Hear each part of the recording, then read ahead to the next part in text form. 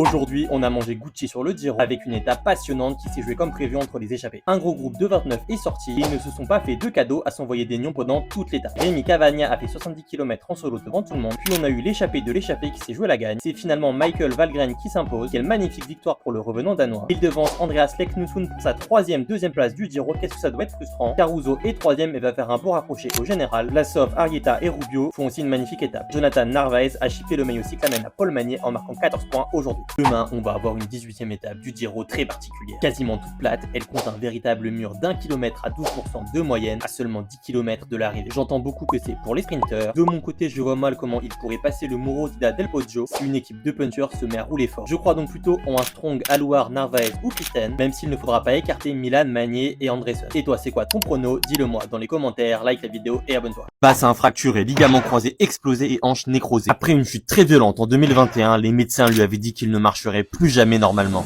La victoire de Michael Valgren aujourd'hui sur la 18e étape du Giro, c'est bien plus que du sport, c'est une véritable leçon de vie. On parle d'un mec pour qui le vélo s'était terminé. Après une chute terrifiante, ses jambes, ses ligaments croisés et son bassin étaient en miettes. Ses hanches commençaient même à se nécroser, on lui parlait de prothèse de hanche à moins de 30 ans. Le diagnostic était sans appel, le sport de haut niveau c'est terminé. Mais Michael ne s'est pas arrêté là. Son équipe IF lui a tendu la main en le faisant repartir avec l'équipe réserve. Il n'avait plus gagné depuis 2021 et cette année, il a remporté une victoire sur Tirreno et une victoire sur le Tour d'Italie. C'est honnêtement une des plus belles histoires du vélo de ces dernières années. Tout le peloton sait d'où revient Michael Valgren. Cette victoire m'inspire énormément, moi qui traverse aussi des épreuves physiques très compliquées en ce moment. C'est un magnifique exemple qui me montre qu'avec une volonté de faire et un mental de champion, on peut déjouer tous les pronostics. Bravo Michael, tous les fans de vélo sont heureux pour toi. Dis-moi en commentaire si cette histoire te touche autant que moi, like la vidéo et abonne-toi pour me soutenir s'il te plaît.